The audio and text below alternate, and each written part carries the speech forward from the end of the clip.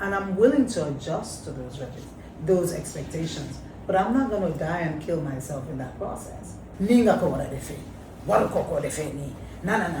Yeah. This even brings me to tears. She saw everything in me that I didn't see in myself. Definitely. Jah Oil Company stands tall as a trusted name in energy, keeping the Gambia moving with service stations across the country and a commitment to innovation and reliability. In Farafenni, Jah Group is reshaping our industrial landscape. The Jah Oil Cement Factory can produce up to 100,000 bags a day, reducing imports, creating jobs, and building a stronger Gambia brick by brick. And in the heart of the Central River region, Jah Farming Initiative is cultivating food security. With thousands of hectares under development and modern irrigation, Jah Farming is turning the Gambia's soil into abundance. Jah Group is more than a company. It is a vision of self-sufficiency, resilience, and progress. The Jah Group of companies, investing in industry, agriculture, and energy, building the Gambia's future today.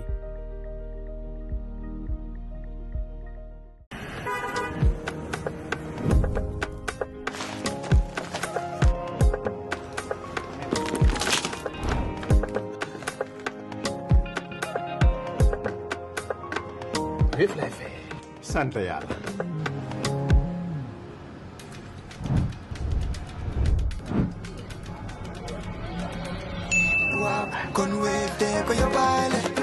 Nakar, utul wave, nga scan, nga fay, nak doo ci yokku dara.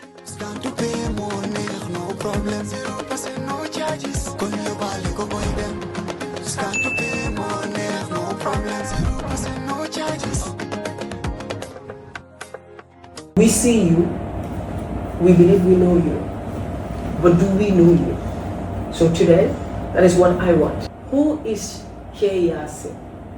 Neneh Cheyassin Seka or Neneh Cheyassin Kebe is the oldest daughter of Papa Usman Cheyassin Seka. I think, and most people don't know, fun fact, I was named after my grandmother. Oh. My father's mother is Neneh Jabate, so I was named after her. So that's where the name Neneh comes from. You must have been, what, the favorite kid? When I was growing up, yes, because I was the one who told. When he's not home, everything that happens when he gets back, I tell him. So I'm the one who couldn't shut up. I'm that child. Were you the last born? No, I was the first child. I was the first born. It was usually that happens with the last born. I don't know what it was. I think we just got along better. Okay. Between him and my mother, he was more my friend. Okay. And I am the one who remembers him the most because I was the oldest, and I was the one who was always around. But when we left in 1981, I was only 8 years old after the coup d'etat. So we were gone for most of my life. So I didn't come back until I was 40 years old for his funeral, and then I came back at 50. Right. So the 11 years gap that he wasn't around, there's a lot of healing that had to be done. Because if you've been away from your children for 11 years, and reconnection is hard because we are our own people. And you're in your teen years. You're in your yes, it's difficult. Yeah. It's difficult. Okay. So, but we were able to figure it out. Every family has issues. Yeah. So that was just one of those things we had to figure out. I was always mad at Gambians, and I always say this because I always felt like he picked Gambians over us. So once I got older and started having my own children, I felt like there was a part of him that I was missing, especially when he died so unexpectedly. Yeah. Because he wasn't sick. Okay. We had spoken 2 or 3 days before he died. He was fine. He went to work. I spoke to my brother that day. He had stopped by to see my brother's son. He didn't eat. He was running to go home to have dinner. Right after dinner, he had a massive heart attack, and within hours he was dead. So it was a complete shock for us. And that was the summer he was supposed to come spend with my children and to know my kid. months. Had they seen him before that? My daughter had. My oldest daughter knew him because once I had my daughter, he came, but she was only 2 years old. Yeah, I can't remember. Now she's 30. Mm. She was only 2 years old when she met him. We have photos of them together, but it's not the same thing. They know of him, they hear stories about him, but they don't know him. So it was important for me to come to Gambia. I felt like if I came back, I would connect with my family, especially his part of the family. So I felt like I was missing out. So me coming back those 6 weeks just to visit turned to 5 years. Well, and that was when you were invited for the show? No, 3 years after I had lived here. I have been living here the whole time. Okay. It's just that people didn't know I was here. Because you were doing things low-key? I was doing things low-key. I wasn't online as much. People didn't know me, but those who were close to me knew I was here. And I had those relationships, and I was giving. I was doing all the things that I'm doing now. It's just that now it's different. It's in the public eye. Yeah. But I was always doing all the same things. My father died about 13 years ago. After he died, I took over the financial support of his immediate family. And to this day, my sister and I do that. So everything that is happening, it's something that has always happened. So what line of work did you go into? I have a business, marketing, and finance degree. Then I went back to graduate school. I have a master's in business administration and emphasis in information technology. And after that, the American economy collapsed in the 90s. So I wanted to find a career that would be more dependable. So I went back to school and I got a nursing license. So after the nursing license, that's when I went to my sister with this idea of opening agencies. So we opened an agency that focused on pediatric children that were medically fragile. So that's how we started 17 years ago. 7 years into that business, we evolved into opening group homes.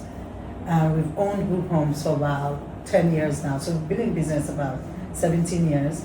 My sister and I equally own group homes there for developmentally delayed individuals that are medically fragile. Our contract is with Medicaid in Northern Virginia, and we get paid directly through the state. And they're like mini hospitals, and they run 24 hours a day, 7 days a week.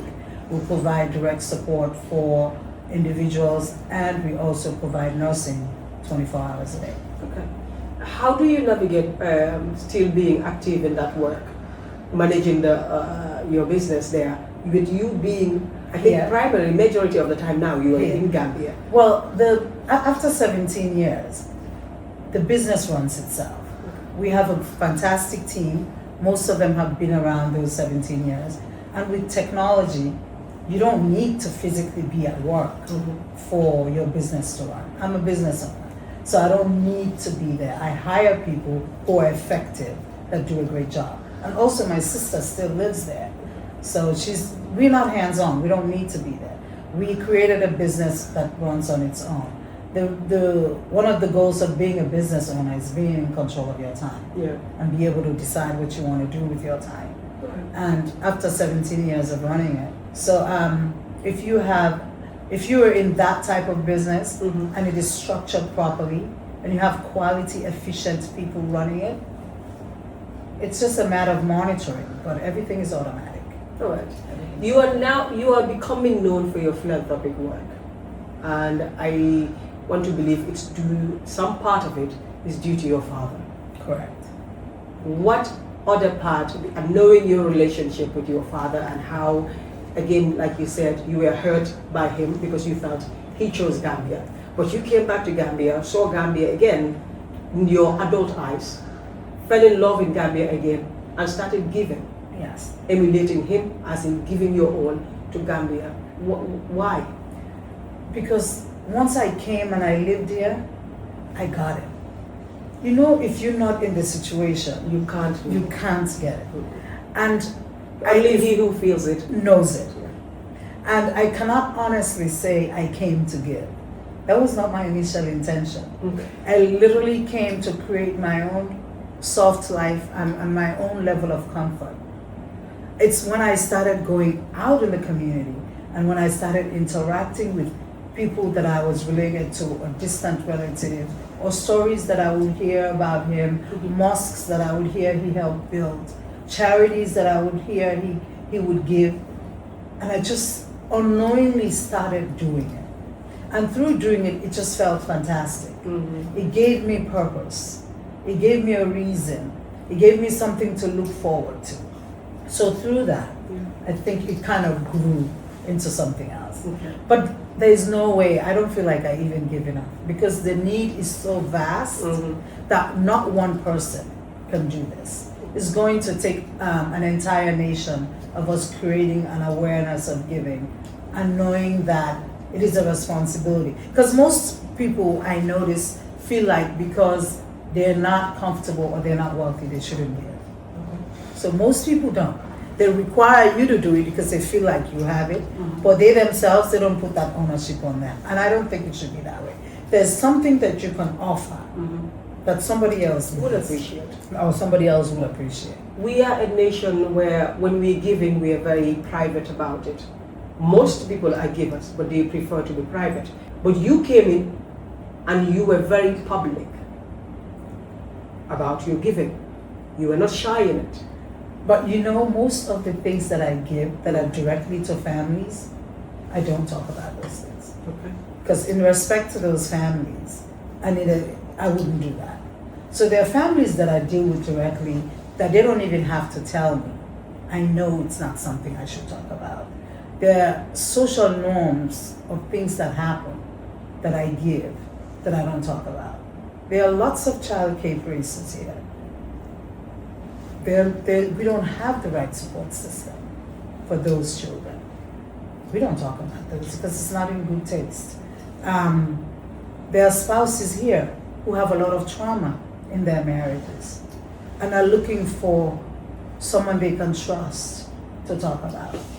We don't talk about those cases. There are women here that have gotten HIV through their spouses that we know about, that I would never talk about. So there are lots of other things that I don't talk about. So if I bring it up on my page or I talk about it publicly, it's because I know that it's not going to negatively affect that person. So those are the things I openly talk about. But there are lots and lots of other things that I would never in a million years do. Because you're trusting me with something that is very private, that would affect you negatively. So I would never violate anyone's trust. Right. So there's a lot more of me that people don't know. Yes. And that is why we are here today.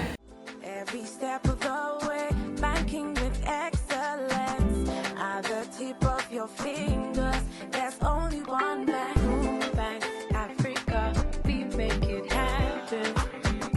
Bank Africa, we make it happen. Bank Africa, we make it happen. Bank Africa. As much as you are giving, you continue to give. There are still a number of people who do not connect with you. There's a disconnect. There's a disconnect. You know why?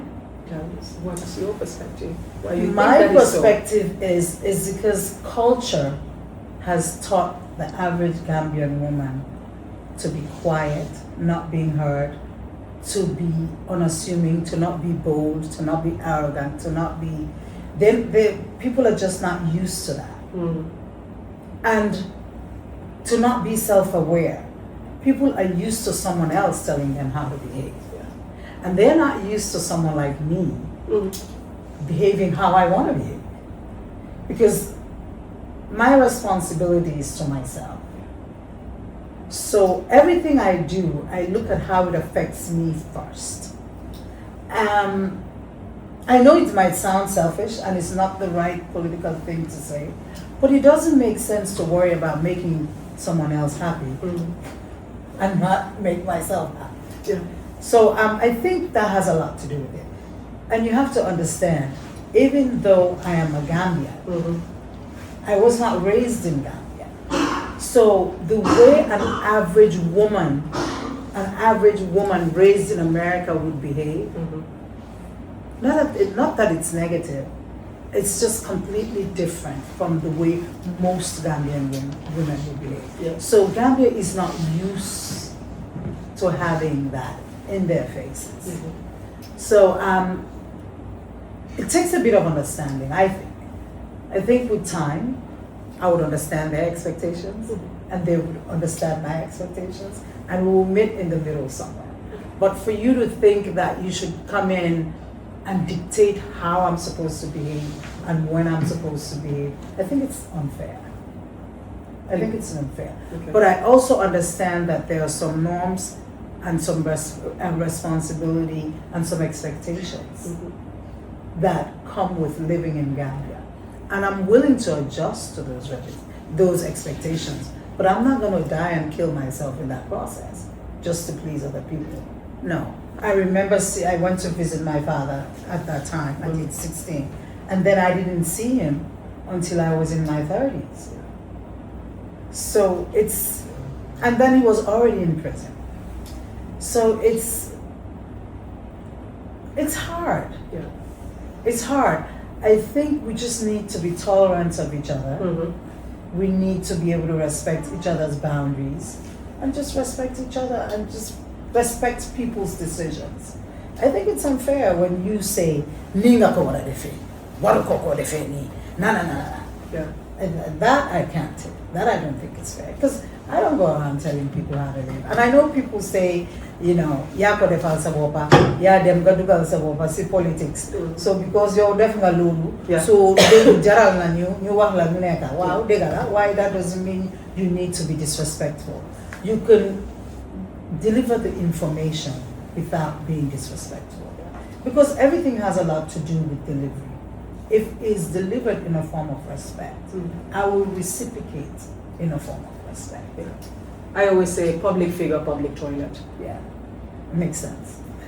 Everybody's going to have a go at you. Yeah, Yeah. it makes sense.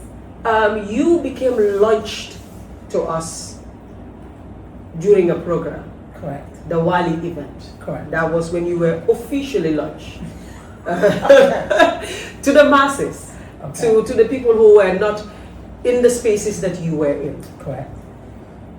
And this launch brought in a lot of uproar, a lot of debate about money. So and that is a narrative that is still attached to you.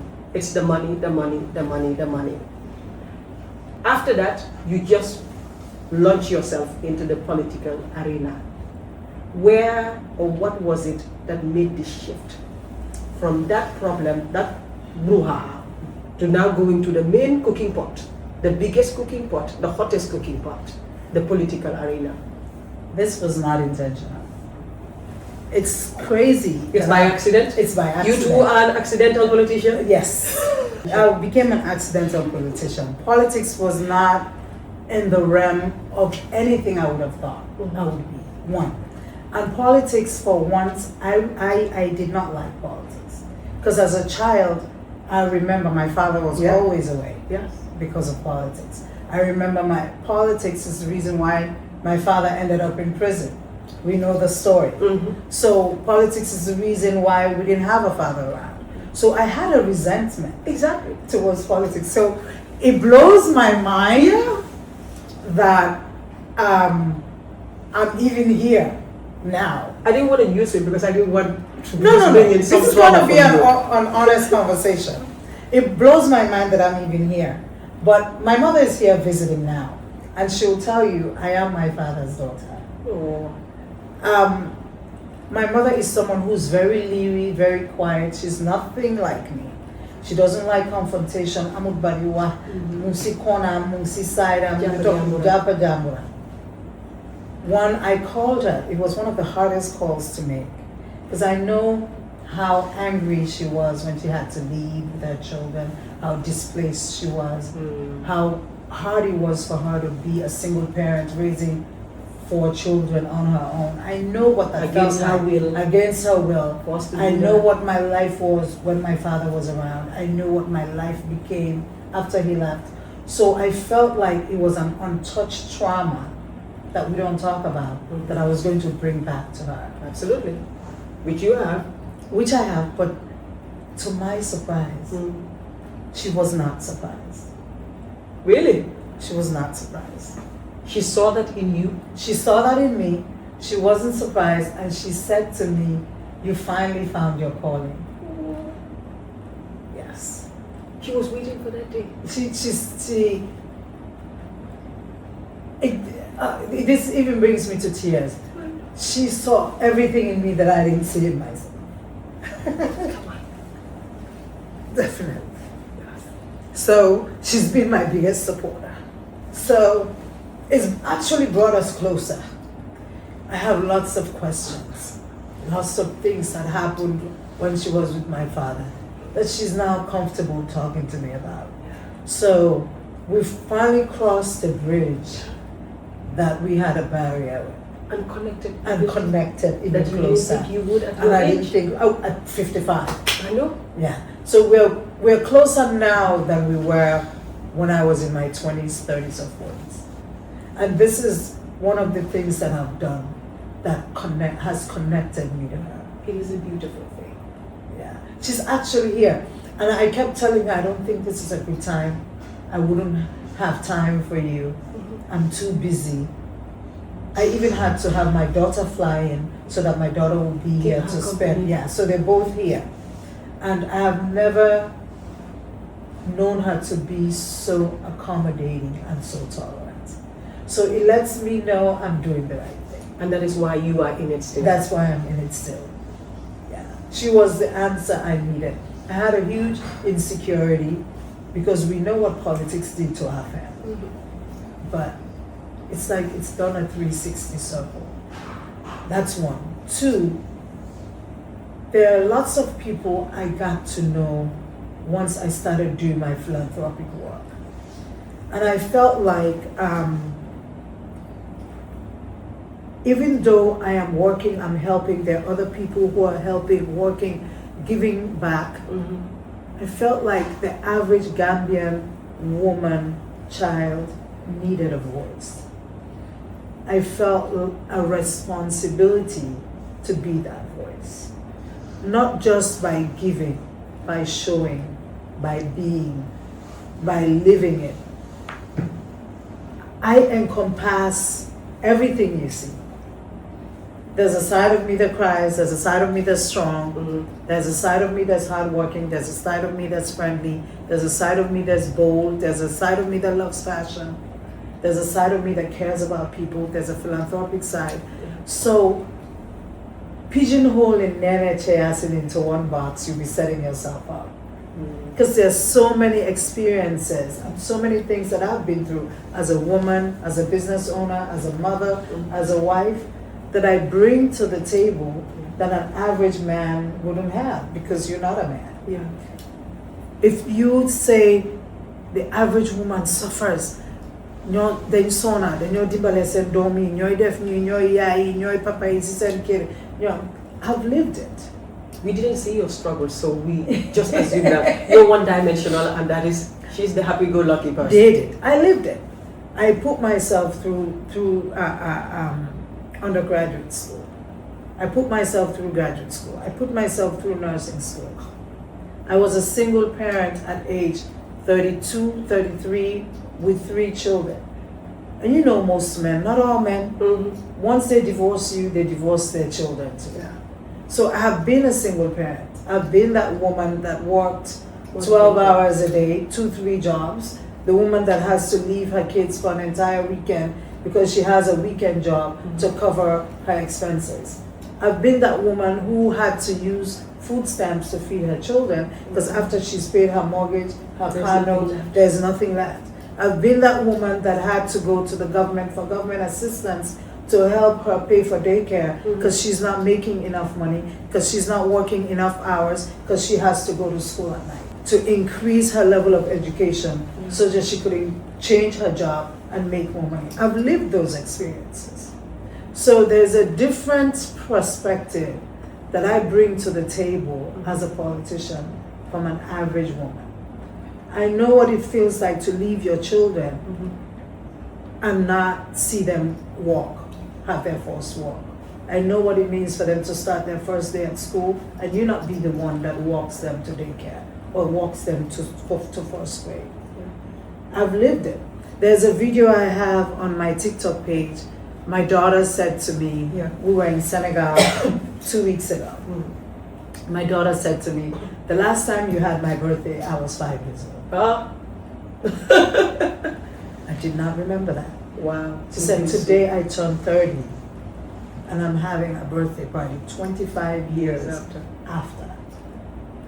And she was crying. It took everything in me to keep myself from crying in that video. And what she said to me at that moment resonated, because I wasn't the parent that was there doing those things. Yeah. But she was patient with you. She was, and waited until I could afford to have a birthday party for her. 25 years later. So life doesn't automatically happen. My life did not automatically happen. You didn't have a smooth ride. I put in the time. I put in the work. And there are no shortcuts. Anyone who thinks that's a shortcut, my mother always says you end up taking the longest road. There are no easy fixes. So when people say,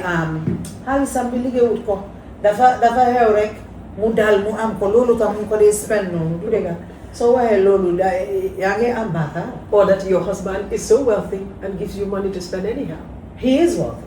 My husband is the oldest son of Njuga Kebe. It's true, he has money. But this is not Basiru Kebe's money. This is money that Neneh has earned. It's nice to have him. He is my backup. Oh yeah. Definitely. You are living the soft life. You said you came to Gambia to live. It's nice to have it. Definitely, I appreciate it. And it's nice to know that if God forbid something was to ever go wrong, I have him as a backup. I don't have to ever worry about where I'm going to eat or where I'm going to live or what car I'm going to drive or if I'm going to go on vacation or not. Right? So he's that security blanket. He provides me that. Okay. But let us make sure people know that everything that is happening in my life was created by me. I didn't meet my husband until I was 50 years old. Oh, there's hope for the single ladies then. Yes, so it can happen. You just have to set your boundaries and set your expectations and be patient. Yala sahol bila lafe. And I feel like he gave me what I deserved based on the way I lived my life. Okay. And even with my husband, it wasn't easy. It took a while for us to get to where we are. But I've earned a place at every table I've sat at.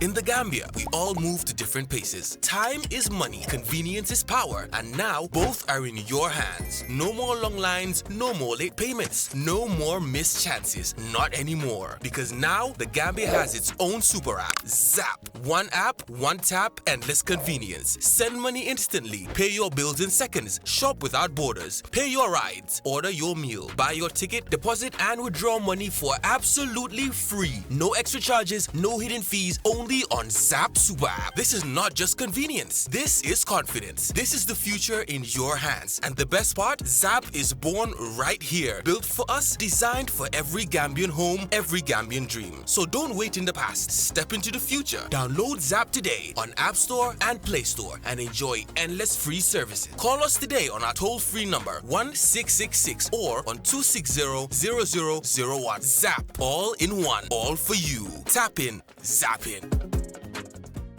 Men are so integral in this women empowerment advocacy that we do.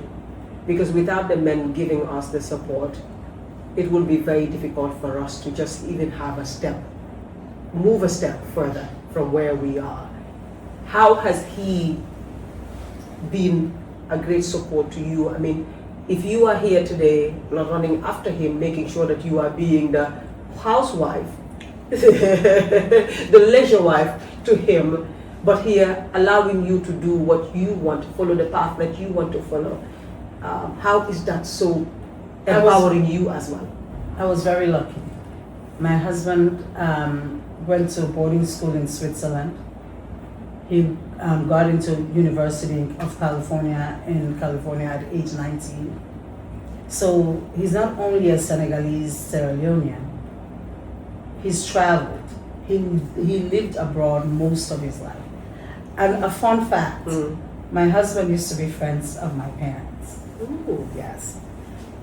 We didn't know each other. I didn't even know about him. I didn't know who he was.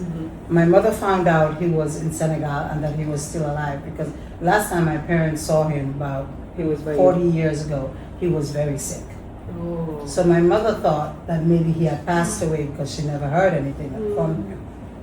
But as luck will have it, he survived and they lost contact.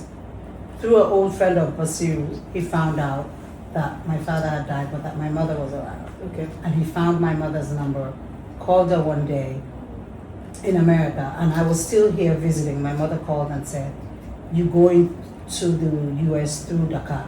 Because there's a flight that goes Dakar straight to New York, and then you take a connecting flight from New York to Northern Virginia." Okay. He said, "There's this gentleman that was a son to me, as a friend of your father and I want you to go visit him." And that's how we met. Your mother's the matchmaker? My mother is not an unintentional matchmaker. And it was not a marriage that I had planned. I had been going through a divorce at that time. I hated all men. I had told myself I was no longer going to be married again. This was it. I was done. And I went to visit him at his building. I was like, who is this guy?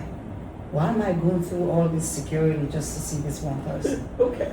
I've already called. Why are they having me wait to be escorted upstairs? Already annoyed before even meeting him. How did you know? I walk in. The first thing I say to him, "Didn't you tell them downstairs that I was coming? I almost left.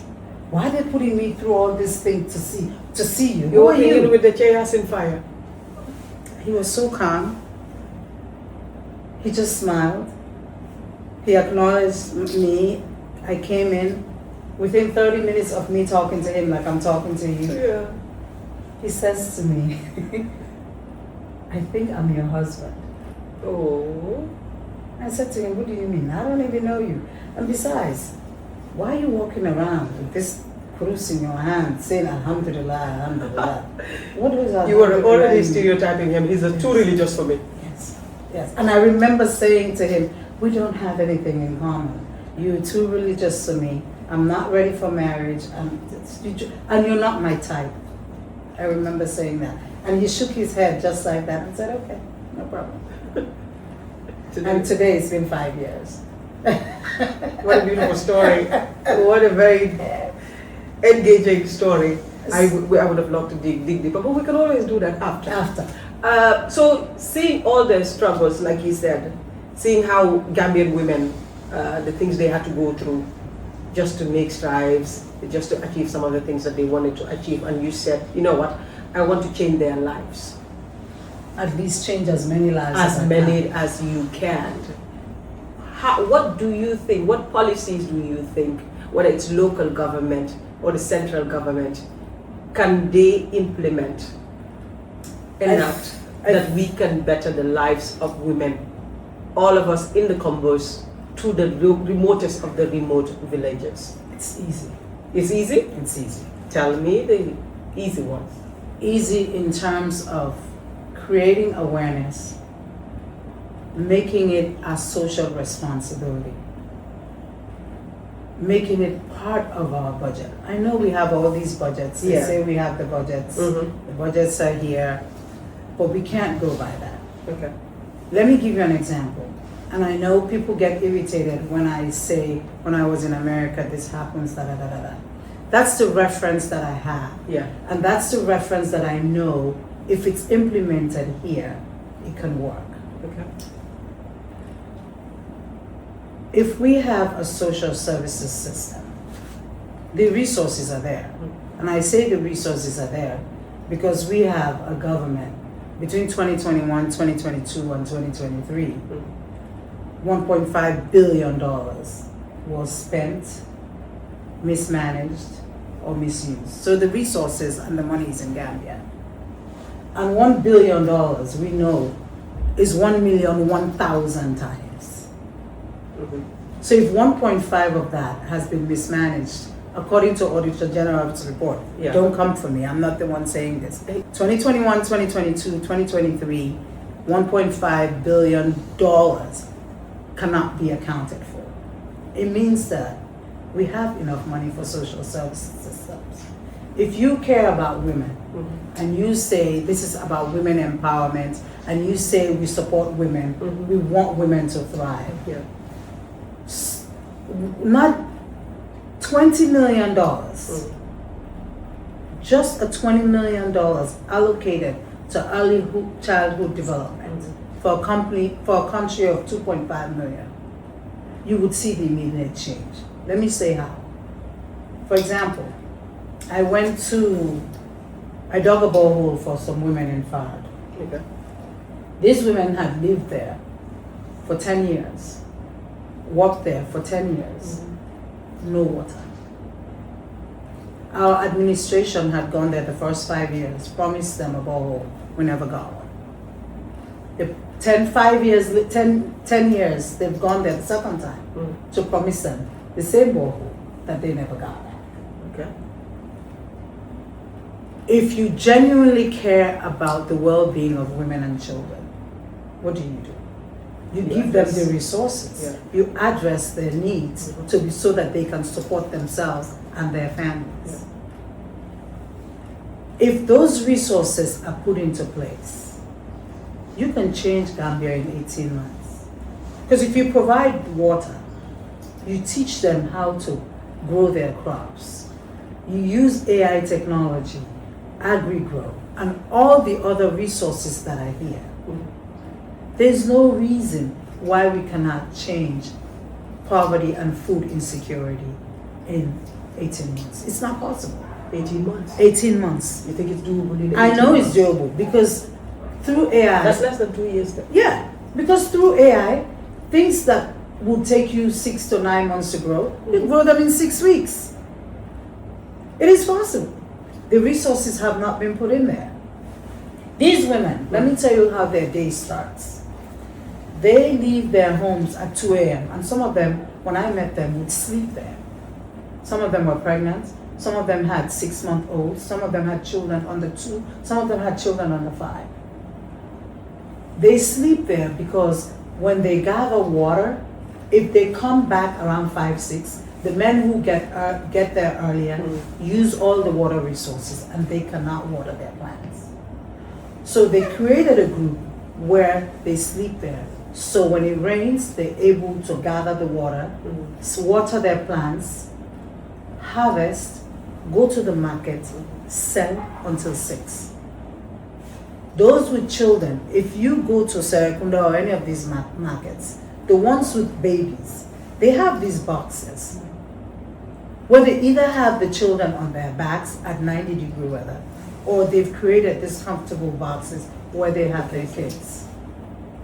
I was one of those women at age 33 who was divorced with 3 children. When I decided to go back to school, the government gave me a voucher. I was able to leave my children at daycare. When they got out of school, when they were a little older, there's an after-school program where they provided them lunch and did their homework. So by the time I pick them up, it is 7 o'clock in the evening. All I have to do is spend time with them, give everybody a shower, put them to bed, and start my day. I was able to do that for 2 to 3 years. 17 years later, I retired a millionaire. The reason why I was able to do that is because the government supported my growth. So you understand what I'm saying? The mindset of how you support me is what needs to change. Women empowerment and we care about women is just lip service. If you really care about women, those programs and those resources are provided and is based on merits, is generic. Those are the only things that will empower us. Those are the only things that would empower us. If we don't have the support, for example, you are married at age 18, but with a high school diploma. In this day and age, what can you do with that? Not much. Not much. You need advanced education or you need technical skills. We need to have adult education programs where even if you are working, you can still go to class between 7 and 10. I used to do that because the resources are there. I took a student loan from school And once I graduated, I started paying the loan. And the loan repayment is based on my income. It's not an amount that is going to affect how I take care of myself and take care of my kids. So these are governmental programs that can be implemented to help women. I think for us as Gambians, we need to get away from looking at you because you're Sauce, because you're Wolof, because you're Aku. We need to get away from that. We need to get away from Christianity, or I'm not voting for you because you're Muslim. We need to look for someone we know is credible, has the work experience, is educated, and has a proven track record. Yeah. So we need someone effective, regardless of what religion he is, or regardless of his cultural background. I think we need to move from that. Once we do, Gambia will change. But if we're stuck in our old ways, we have a long way to go. We have a long way to go. And the other thing that they do that they say to me that blows my mind, that I think is really, you don't cut your nose to spite your face. I don't know if you understand. I don't know how They understand. they cut your nose to spite your face. You end up being the one looking ugly. Yeah. Man mom, duma vote, duma len vote. Man mom, stafula, duma komo sa jox sama vote. Ki ni mo solwe ni mo sanse. Dede. Ki ni mo ya halis. Hey, astafula, duma ko jox sama vote. Why so much with some vote? You help. What does that do to me? Nothing. How does that change my life? Oh well, it will stop you from getting the seat, they will say. Well, it will stop me from getting the seat, yes. But how does that change the quality of my life? It doesn't. Okay, so who are you hurting? Now, does it have anything to do with you being a woman, that instead of you being the leader of the golden era, you decided to take Sawo to be the leader and you will be the running mate for vice president, knowing very well our political system is different from that of the US.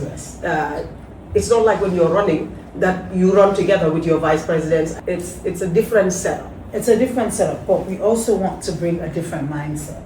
I know in America, the president nominates their vice president. Yes. And they run together. They campaign together. They campaign together. But you have to understand, we started in August. And it's not possible for Sheku to do this by himself. Okay. He needs someone to tag team and work with him. Someone like-minded, someone with the same ideas, someone that believes and has the same concept for Gambia. And that's why I came in. Okay. Because I said to him, if you run, yeah, I would support you. All right. And I said to him, why don't I run as your vice president? And he said, okay. It had nothing to do with you thinking, oh, because I'm a woman, I know automatically they will vote for me as the president. That came after. It had everything to do with that I wasn't born in Gambia. Okay. The Constitution states that you have to be born here to run. And yes, my 5 years. I lived 5 years. Yes, I've lived here 5 years, but I wasn't born here, so there's no way I could run. That's one. Two, Gambia is not ready for a female president. They talk about women empowerment. They're not. You saying this? Wallahi, they're not. We're not ready? No, we're not. We're not. Oh, we like the idea. It sounds right. Our mindset says that 57% of women registered voters, they want your vote. So they're going to come in and create this divide and conquer between us women, and then they're going to end up ruling. This is what they do every time, and it works. They're not ready. That's one. Two, the Constitution also states that if one parent is a Gambian, then even though I wasn't born here, I am still Gambian. Yes, my father is 100% Gambian. My mother is half Aku, half Gambian.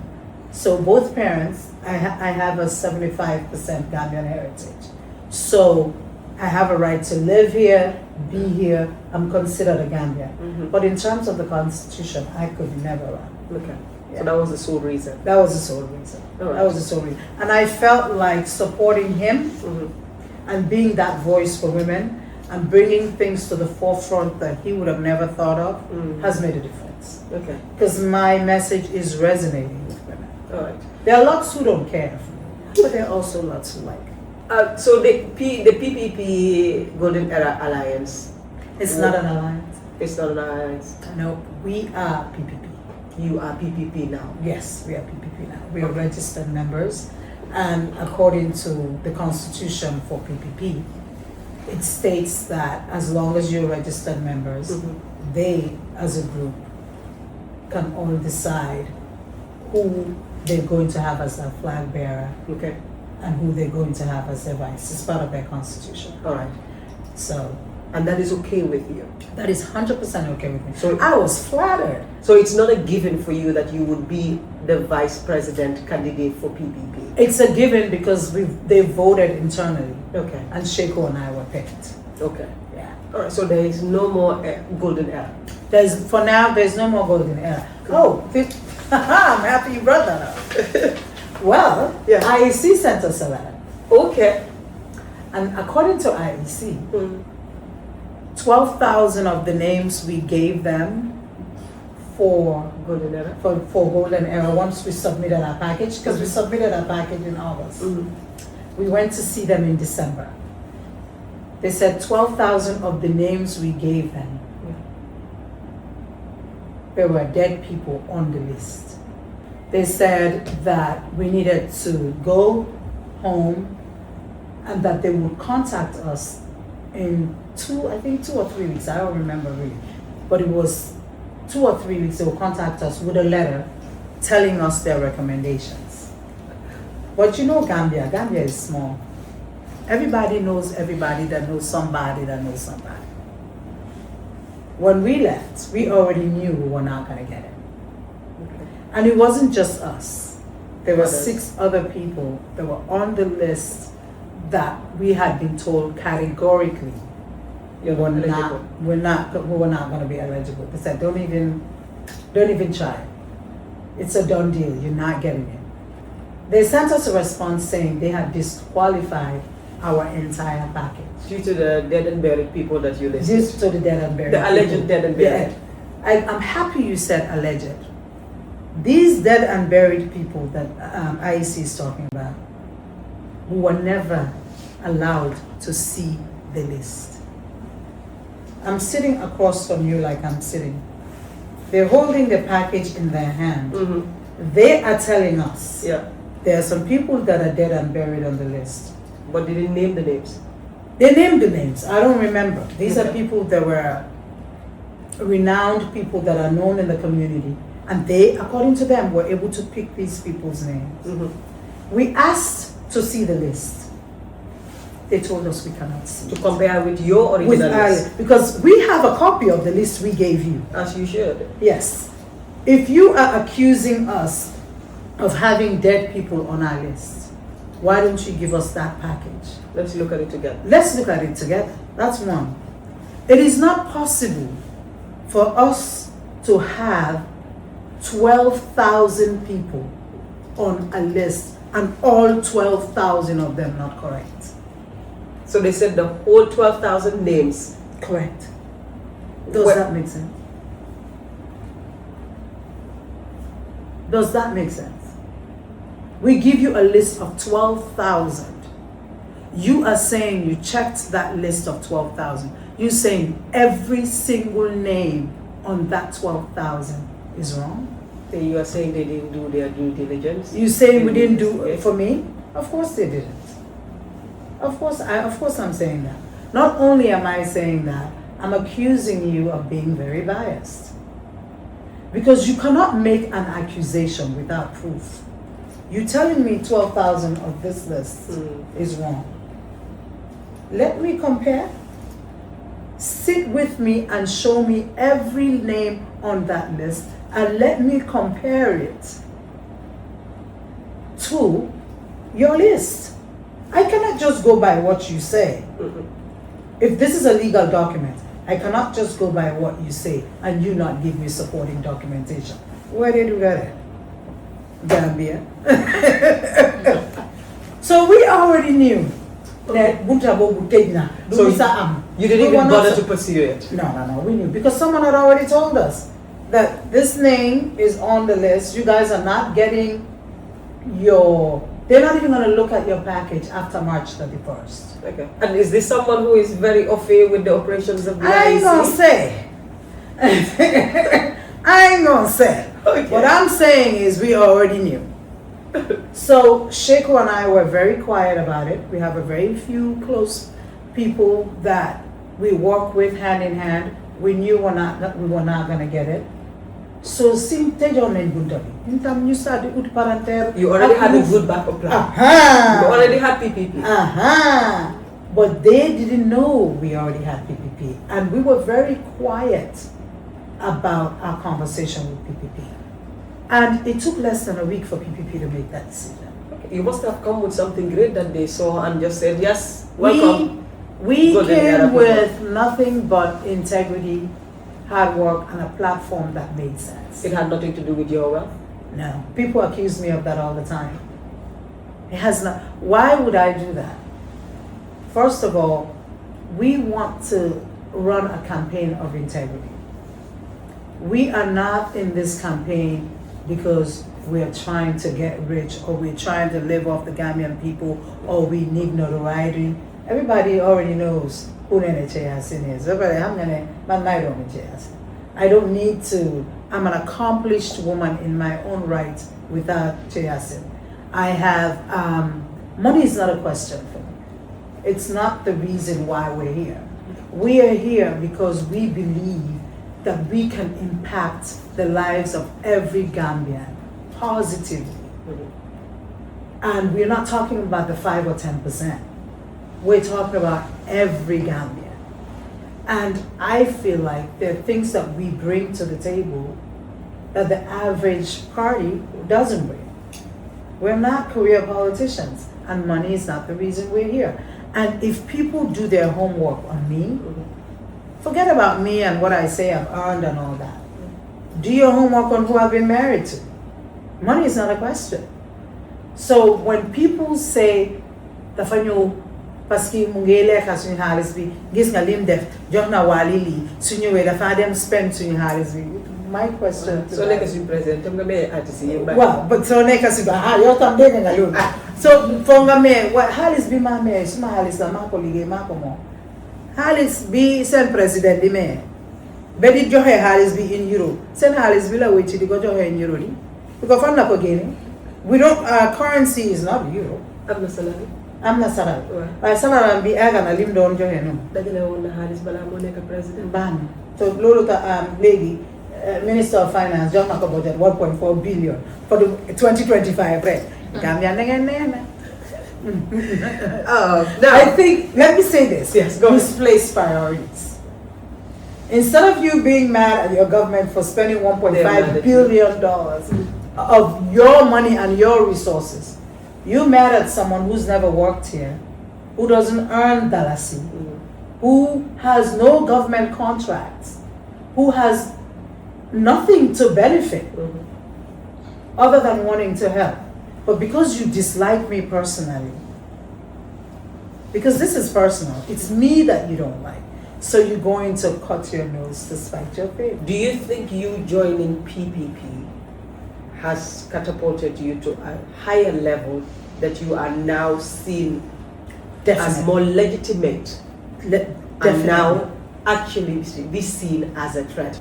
That is exactly why, because PPP is the oldest party. They're registered, they're recognized, and they see value in Sheiko and I. They see what we see. Our manifestos align. We want the same for Gambia. We want the change, and we are ready to put in the work to bring that change. Before, GP was just a movement. It was trying to be recognized as a legitimate party. And now GP has joined PPP and we are now members of PPP. You have to deal with me. Because guess what? PPP was dormant. It had followers, but there were people who believed in the party and were looking for a group of people that can align with them, that can bring them forward. And I believe Sheiko and I have done that, will continue to do that, and is doing that. There's not a day that someone doesn't mention me online, whether good, bad, or indifferent. And that is enough for you. And that is enough for me. That is Cheyassin for us. Thank you very much. Thanks for having me.